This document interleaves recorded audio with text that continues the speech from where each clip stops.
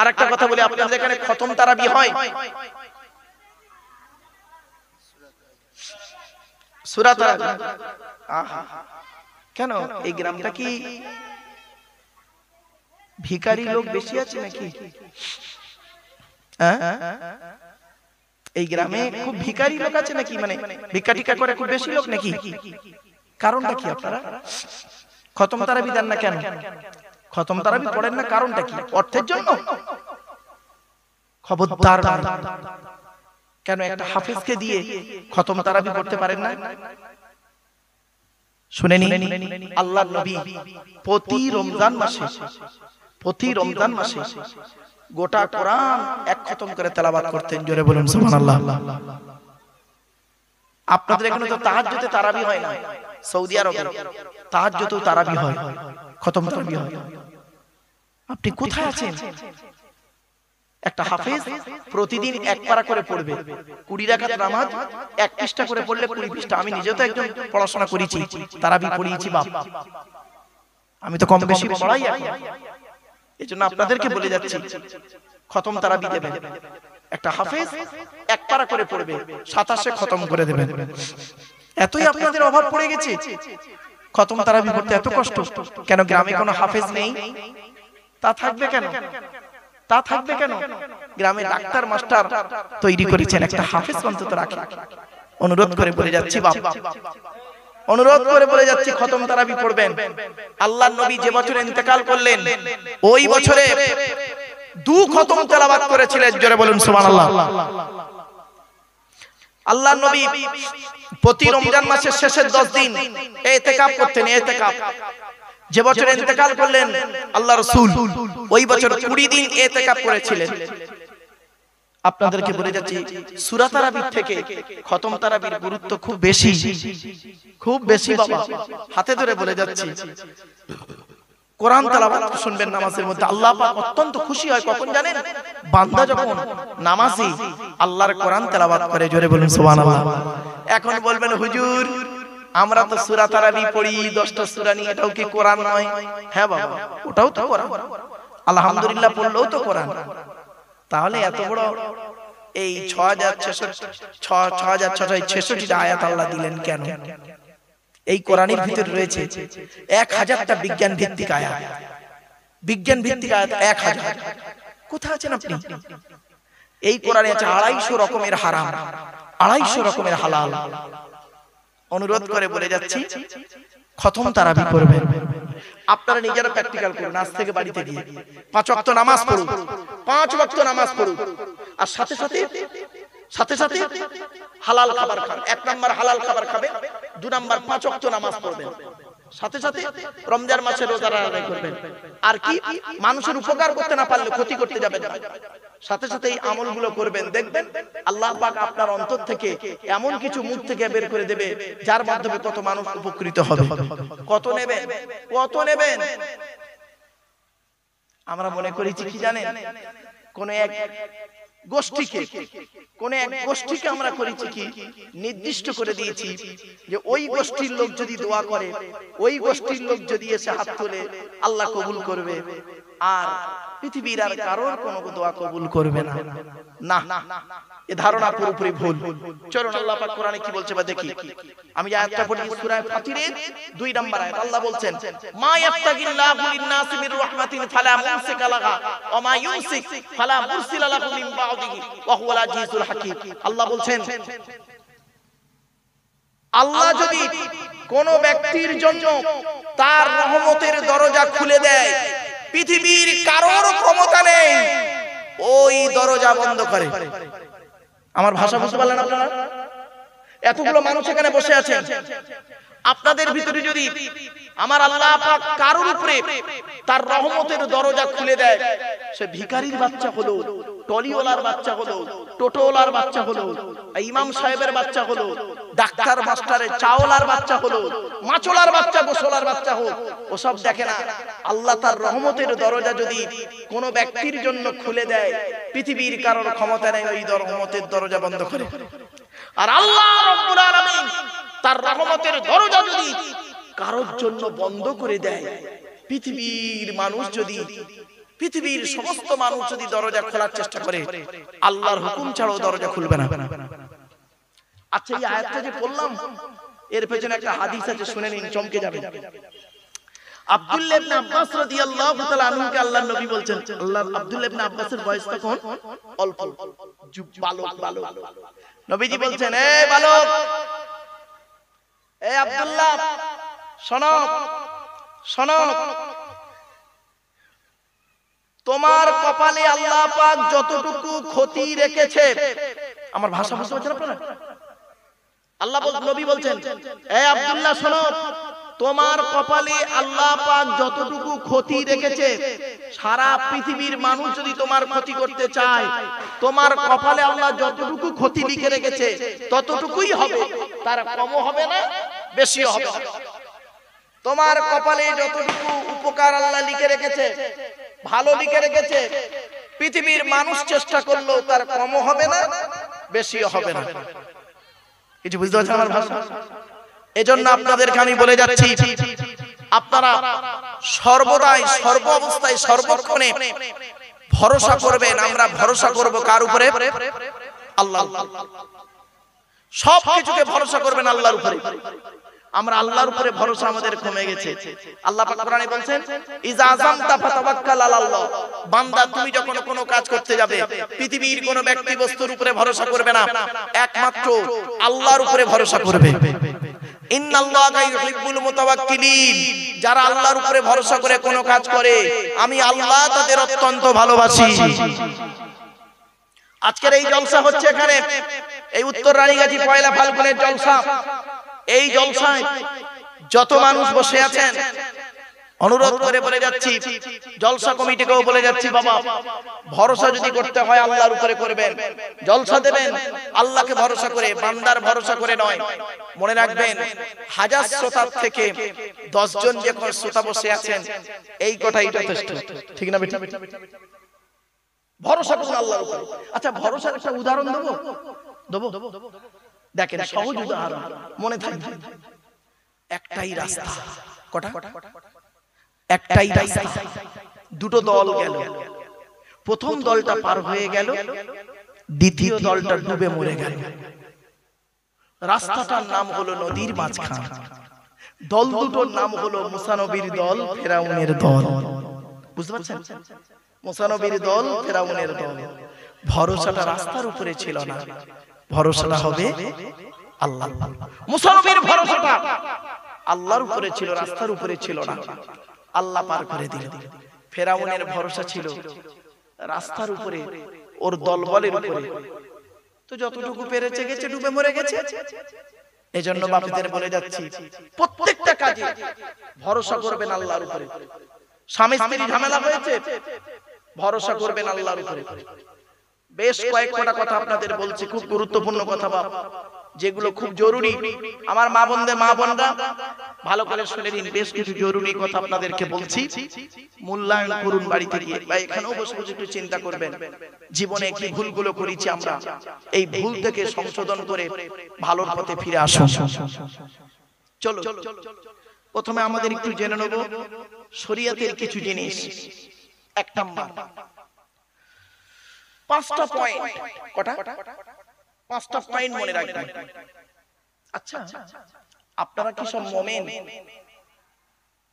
বলুন, আপনারা কি মুমিন? জোরে বলুন না। মুমিন। আমি আপনাদের চিনব কি দেখে? আইয়া বলছে দাড়ি দেখে। আচ্ছা, না, ওর কথাই শুনি।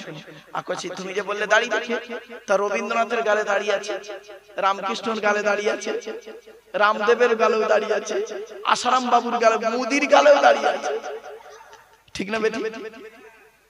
ওর যেটা মনে হয়েছে বলেছে, দাড়ি দেখে নয় গো বাবা। শোনেন কি বললেন? সালাম, সালাম, তাই তো? ও বাবা, কত হিন্দুর লোকেরা বলে আসসালামু আলাইকুম, ঠিক না বেটি? বলেন, আর কি মনে পড়ছে বলেন একটা, কি করে চিনবেন? আচ্ছা, আমি কি মুমিন আপনাদের চোখে? বলুন, কি করে বুঝবেন আমাকে মুমিন? এই ওয়াজ করছি বলে না। আজ আপনাদের বলে যাচ্ছি 5টা পয়েন্ট। এই 5টা পয়েন্ট যতদিন বাঁচবেন মনে রাখবেন। মা বোনেরা শুনেন, মায়েরা বোনেরা, মুমিনকে চিনবেন কি দেখে? 5টা পয়েন্ট আল্লাহ বলছেন কোরআনে, আমি বলিনি বাবা, কোরআনের আয়াতগুলোকে আমি সহজ ভাষায় আপনাদেরকে খুলে বলছি। চলো, আল্লাহ বলছেন মুমিনকে চিনবে কি দেখে? ইন্নামাল মুমিনুনা আল্লাযীনা ইযা যুকিরাল্লাহু ওয়াজিলাত কুলুবুহুম ওয়া ইযা তুলিয়াত আলাইহিম আয়াতুহু যাদাতুহুম ঈমানা ওয়া আলা রাব্বিহিম ইয়াতাওয়াক্কালুন আল্লাযীনা ইউকিমুনাস সালাত ওয়া মিম্মা রাযাকনাহুম ইউনফিকুন। এই পাঁচটা। এরপর আল্লাহ নিজেই সার্টিফিকেট দিচ্ছে, আল্লাহ নিজেই সার্টিফিকেট দিচ্ছে। দেখুন পরের আয়াতে, উলাইকা হুমুল মুমিনুনা হাক্কা। এই 5টা গুণ যাদের মধ্যে থাকবে তারাই হলো প্রকৃত মুমিন। তাদের জন্য কি আছে? তিনটে জিনিস, লাহুম দারাজাতুন ইনদা রাব্বিহিম ওয়া মাগফিরাতুন ওয়া রিজকুন কারীম। তিনটে জিনিস আছে তাদের জন্য। আসুন কি কি শুনে নিন। আচ্ছা বাপেরা, প্লিজ অ্যাটেনশন, এদিকে তাকান। আল্লাহর নবী মেরাজে গিয়েছিল, নাম শুনেছেন? বা বলুন না, বলুন না, একটু কথা বলুন আমার সাথে। এই উত্তর 24 পরগনা এলে একটু প্রবলেম হয়, এরা একটু কথার উত্তর দেয় না। এই জন্য আমার ওয়াজ উত্তর 24 পরগনায় বাবা ইয়ে বলছিলাম কমিটিকে, এই হাড়োয়া থানায় একটাই জলসা 2025-এ, এই পয়লা ফাল্গুন, আর কোনো জলসা নেই হাড়োয়া থানায়। কেন জানেন?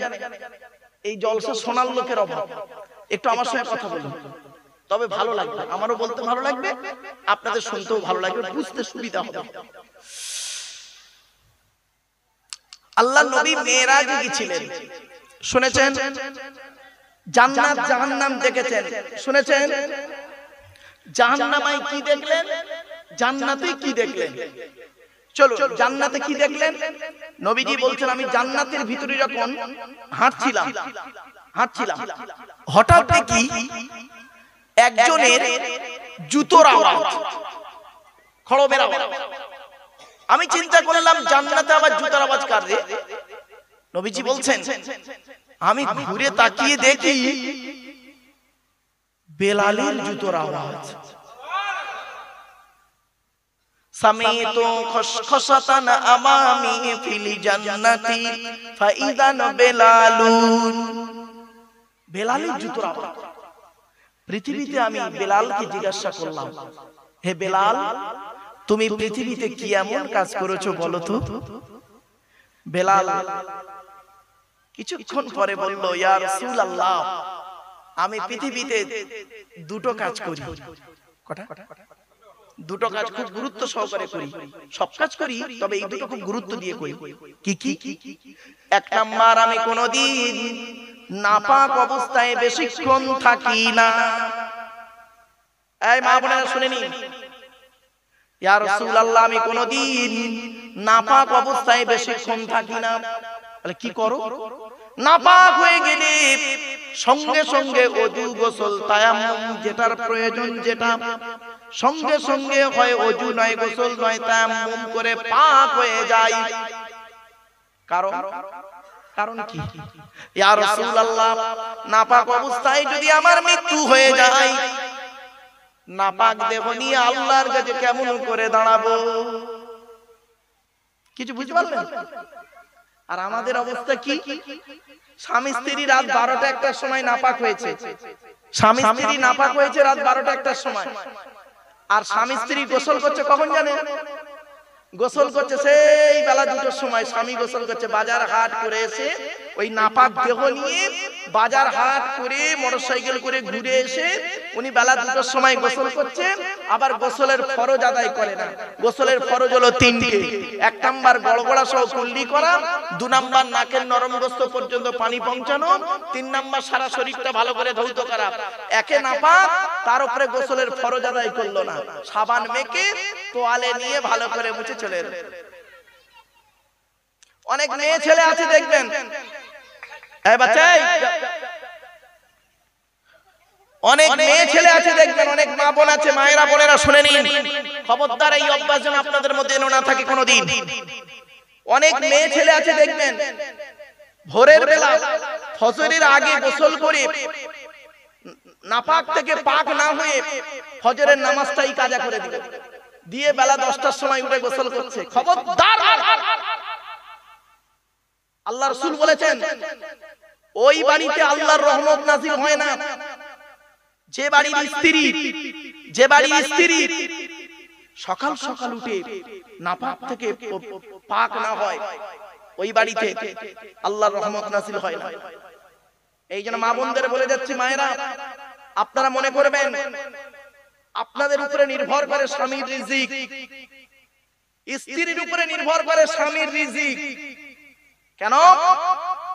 মা বোনদের বলে যাচ্ছি, মায়েরা বোনেরা, সকাল সকাল ফজরের নামাজ পড়বেন। যে সংসারের নারীরা ফজরের নামাজ পড়ে না, কোরআন তেলাওয়াত করে না, ওই সংসারে আল্লাহর রহমত থেকে বঞ্চিত হয়ে যায়। স্বামীর ইনকাম কম ইনকাম হলেও দেখবেন ভালোভাবে সংসার চলছে, আর 1000 টাকা 1.5 লাখ টাকা মাসে ইনকাম করছে, খালি নি হয়ে যাচ্ছে। কেন হবে না? বউ ঘুম থেকে ওঠে কটায়? বৌমা ঘুম থেকে ওঠে কটায়? ফজরের নামাজ তো পড়ে না। আল্লাহর রহমত হবে? শুনে নিন, ভালো মিস্ত্রি আর ভালো স্ত্রী কি জানেন? ভালো মিস্ত্রি ঘর বানায়, আর ভালো স্ত্রী ঘর সাজায়। আমি কি বোঝাতে পারছি আপনাদের?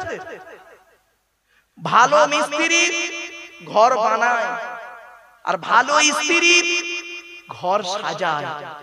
এজন্য আপনাদের মধ্যে এই ওই উত্তর রানীগাছির লোকেদের বলে যাচ্ছি, যত শ্রোতা বসে আছেন পুরুষরা, আপনাদের মধ্যে ওই লোকটা হলো উত্তম যার স্ত্রী হলো উত্তম, যার স্ত্রী নোংরা, যার স্ত্রী পাপী, যার স্ত্রী ব্যভিচারিণী, যার স্ত্রী পরক্রিয়ায় লিপ্ত, যার স্ত্রী রাসূলুল্লাহ আদেশ অনুযায়ী জাহান্নামী, ওই স্বামী হলো দুর্ভাগা হতভাগা স্বামী।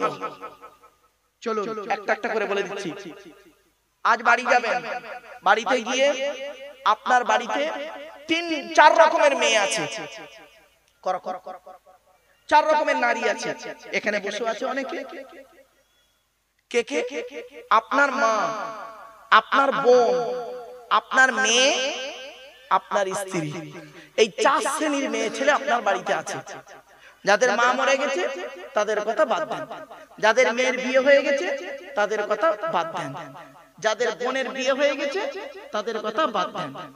বাড়িতে আছে আপনার স্ত্রী, তাই তো? আর যাদের বাড়িতে 4টেও আছে, ভালো করে শুনে নিন।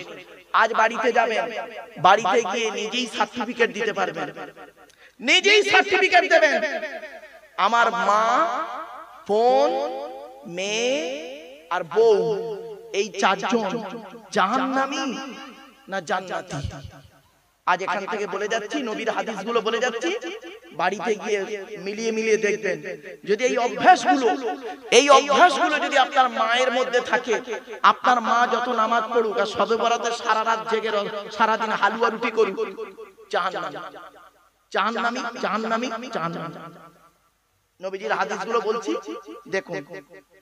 নবীজি একদিন জিজ্ঞাসা করা হলো, ইয়া রাসূলুল্লাহ, জাহান্নামী নারীদের পরিচয় কি? কোন নারীকে বুঝবো জাহান্নামী আর কোন নারীকে বুঝবো জান্নাতি? নবীজি বললেন, বেশ ভালো প্রশ্ন করেছো, শুনে নাও। যে নারীর মধ্যে, যে মেয়ে ছেলের মধ্যে এই অভ্যাসগুলো থাকবে, চোখ বন্ধ করে বুঝে নেবে ওই নারী যত নামাজ পড়ুক, যত রোজা রাখুক, ও জাহান্নামী। কি শুনে নিন। এই বাচ্চা, একদম চুপচাপ বাবেরা, এই যে গুরুত্বপূর্ণ কথাটা একটু ভুল বুঝবেন না, ভালো করে বুঝে নিন। 1 নাম্বার, নবীজি বললেন ওই নারী জাহান্নামী নারী, যে নারী তার স্বামীর সঙ্গে যখন কথা বলে মেজাজ দিয়ে কথা বলে। অনেক মেয়ে ছেলে আছে দেখবেন, পাড়ার লোকেদের সঙ্গে কথা বলছে মিষ্টি ভাষায়, আর স্বামীর সঙ্গে যখন কথা বলে দেখবেন মেজাজ দিয়ে। স্বামীকে দেখতে পারে না, পাড়ার লোকেদের সব দেখতে পারে। আল্লাহর নবী বলেছেন, যে নারীকে দেখবে স্বামীর প্রতি ভক্তি শ্রদ্ধা নেই, স্বামীর প্রতি ভালো ব্যবহার নেই, যে নারী স্বামীর কথাই রাগ করে, স্বামীকে দেখতে পারে না, জানবে ওই নারীকে শয়তানে ঘিরে ফেলেছে। শয়তান ঘিরে ফেলেছে ওই নারীকে। এজন্য মা বোনদের বলে যাচ্ছি, জীবনে কোনোদিন স্বামীর সঙ্গে যখন কথা বলবেন মেজাজ দিয়ে কথা বলবেন না।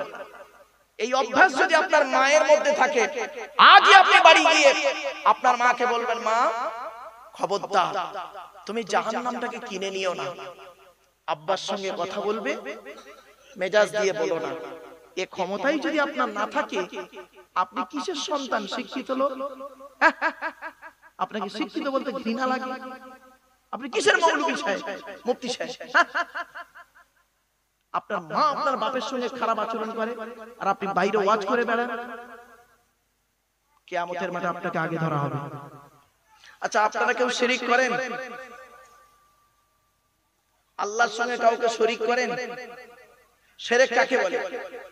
কোন ব্যক্তি বা বস্তুকে আল্লাহর সঙ্গে তুলনা করা। আমার ভাষা বুঝতে পারছেন? শিরক কাকে বলে? কোন ব্যক্তি বা বস্তুকে আল্লাহর সঙ্গে তুলনা করা। তা আপনারা কি কোন ব্যক্তি বা বস্তুকে আল্লাহর সঙ্গে তুলনা করেন? জোরে বলুন। তাহলে কেন এই কথাটা বলেন, जो खुदा का वही नबी है, नबी खुदा से जुदा नहीं? এই কথাটা কেন বলেন? যে আল্লাহ সেই নবী,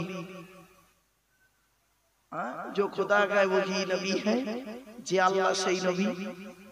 তাহলে এটা শিরকের কথাবার্তা নয়। যারা এই ধরনের কথা বলে তাদের সঙ্গে মুসলমানদের কোনো সম্পর্ক থাকতে পারে না। আরেকটা বলছি, আপনারা শিরিক করেন?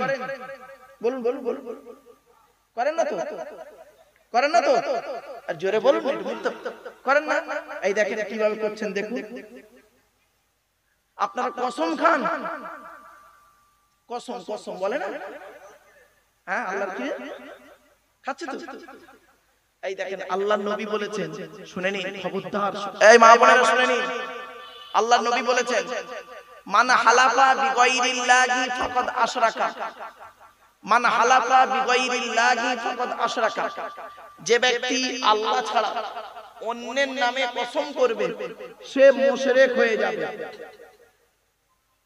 আপনি যদি বলেন আল্লাহর কসম, ঠিক আছে, আল্লাহ ছাড়া অন্য কারোর কসম খেলে মুশরিক হয়ে যাবে। নবী বলেছেন, পীরের কসম, মাজারের কসম, বাপের কসম, মায়ের কসম, ছেলের কসম, মেয়ের কসম, মালের কসম, ব্যবসার কসম, ভালোবাসার কসম, কোন কসম চলবে না, আপনি মুশরিক হয়ে যাবেন বাবা।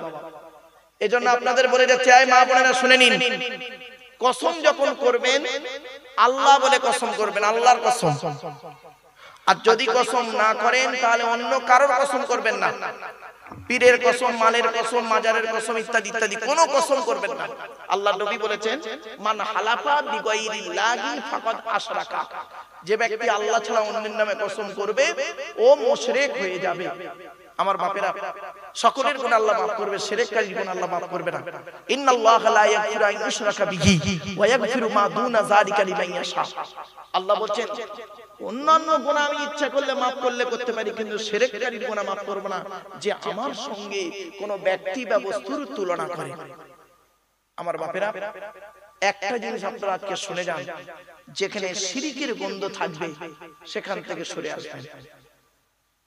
শিরকের গন্ধ যেখানে থাকবে সেখান থেকে চলে আসবেন। চল না, কি যাচ্ছি। এবার আসছি আমরা আল্লাহর কোরআন। আল্লাহর কথা হলো কোরআন। কোরআনের পরিচয়টা কি ভালো করে শুনে নিন। কোরআন আল্লাহর তরফ থেকে জিবরাইলের মাধ্যমে হযরত মুহাম্মদ সাল্লাল্লাহু আলাইহি ওয়াসাল্লামের উপরে আরবের মক্কা নগরে নিকটবর্তী একটি গুহা, হেরা নাম তার, কি বললাম? হেরা গুহা। 610 খ্রিস্টাব্দে পয়লা ফেব্রুয়ারি সোমবার। আজকের কত খ্রিস্টাব্দ?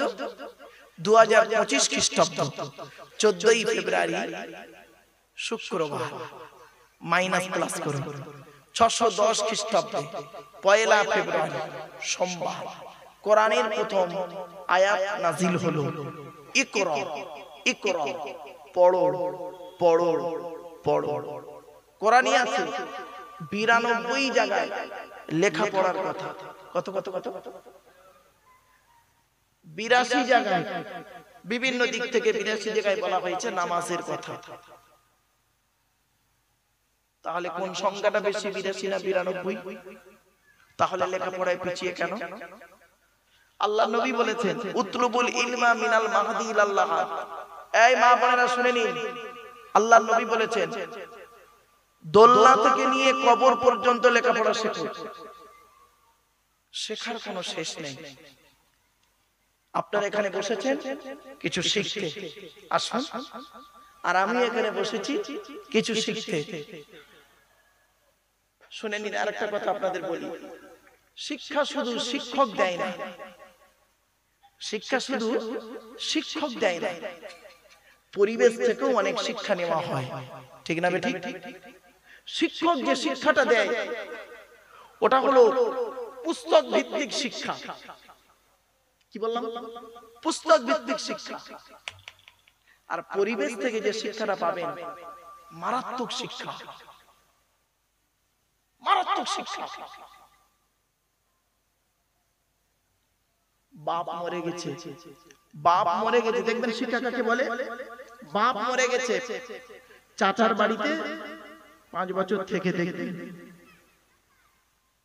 মা মরে গেছে, খালার বাড়িতে 5 বছর থেকে দেখবেন। বাম্মা মরে গেছে, বোনের বাড়িতে 5 বছর থেকে দেখবেন। ওখান থেকে যে শিক্ষাটা পাবেন আপনি, পৃথিবীর কেউ ওই শিক্ষা দিতে পারবে না আপনার। ঠিক না বেটি? জ্বালা যন্ত্রণা, মুখ দেখানি, মুখ দেখানো, ইত্যাদি ইত্যাদি শিক্ষা। কত রকমের শিক্ষা হয় দেখেন। শিক্ষা শুধু আমি ওয়াজ করছি আপনারা শিখছেন, এটা শিক্ষা নয়, এটাও শিক্ষা। কিন্তু ওই শিক্ষাটা আসল শিক্ষা পাবেন পরিবেশ থেকে, সমাজ থেকে শিক্ষা পাবেন। গরিব হন, গরিব হন, কি শিক্ষা যে আপনি পাবেন সমাজ থেকে কল্পনা করতে পারবেন না। গরিব হন, কি শিক্ষা পাবেন ভাবতে পারবেন না। আমি তার ভুক্তভোগী গো বাবা। বাল্যকালে বই কেনার পয়সা যখন ছিল না, কোন এক ব্যক্তির কাছে গিয়ে বইয়ের যখন কথা বলা হলো, সে মানুষটা বলেছিল, লেখাপড়া করে চাকরি পাবি, মেটিয়াপুরু যে দর্জির কাজ করতে পারিস না? মেটিয়াপুরু জানেন তো দর্জির কাজ হয়? মেটিয়াপুরু যে দর্জির কাজ করতে পারিস না, লেখাপড়া করে চাকরি পাবি। 2000 সালে যখন আমি ওয়াজ করছি, সেই লোকটা সামনে বসে আছে, সামনে বসে আছে। আমি কিন্তু চিনতে পেরেছি, ও লোক চিনতে পারে না। সামনে বসে আছে, পিতামাতার ওয়াজ করছি, হাউ হাউ করে কাঁদছে। স্টেজ থেকে ওয়াজ হয়ে গেছে, আমার জড়িয়ে ধরে বলছে, বাবা তুমি কোন মায়ের সন্তান জানি না, কোন বাপের জন্ম দেওয়া সন্তান আমি জানি না, তবে তুমি আজকের বাম্মার যে ওয়াজটা করলে আমার চিরজীবন মনে থাকবে। আমি ছেলেদেরকে মানুষ করেছি, আমার ছেলেরা আমাকে দেখে না, তারা সব আলাদা পেয়ে গেছে। আমি আর আমার স্ত্রী দুজনে আলাদা রান্না করে খাই। মনে মনে বলেছিলাম, বাবা তুমিই তো একদিন বলেছিলে লেখাপড়া করে চাকরি পাবি, মেটিয়াপুরে যে দর্জির কাজ করতে পারিস না। মনে মনে বলছি, কিছু আর বলিনি। লোকটা মারা গেছে। এই জন্য শিক্ষা কোথায় হয় দেখুন, পরিবেশ থেকে যে শিক্ষা পাবেন মারাত্মক। দারিদ্রতার মধ্যে যে শিক্ষা পাবেন, দারিদ্রতার মধ্যে যে শিক্ষা পাবেন ভাবতে পারবেন না। এজন্য আমি বলছি আপনাদেরকে, এই জলসায় যে শিক্ষা পাবেন আর তার থেকে বেশি শিক্ষা পাবেন পরিবেশ থেকে। স্কুলে একজন ছাত্র যে শিক্ষা পায় তার থেকে বেশি শিক্ষা পরিবেশ থেকে পেয়ে যাবে। চলুন একটা একটা করে আপনাদেরকে তুলে ধরি। কোরআনের পরিচয় হলো, দিতে দিতে আমি চলে গেছিলাম। কোরআনের ভিতরে কি আছে? 30টা পারা, 540টা রুকু, 114টা সূরা, 14 থেকে 15 খানা সাজদা, 7টা মানজিল, 8 থেকে 12 খানা সাক্তা, 6666টা আয়াত, 3 লক্ষতে কেউ বলেছেন 6236টা। এটা নিয়ে আবার মারামারি করবেন না। 6666টা আয়াত, কেউ বলেছেন 6236টা আয়াত, 3,23,215টা অক্ষর। এ কোরআন 22 বছর 9 মাস কয়েকদিন, কম বেশি 23 বছর ধরে কোন ঘটনাকে কেন্দ্র করে, কোন ব্যক্তিকে কেন্দ্র করে, কোন বস্তুকে কেন্দ্র করে, কোন জায়গাকে কেন্দ্র করে কোরআনের আয়াতগুলো নাজিল হয়েছে। 6000 আয়াত নাজিল হয়েছে, 12000 জায়গায় নাজিল হয়েছে। জোরে বলুন সুবহানাল্লাহ। একটা বলবো ভাই, একটা বলবো, হ্যাঁ একটা বলছি, শোনো, চমকে যাবে। আজকে আমি স্টেজে ওঠার আগে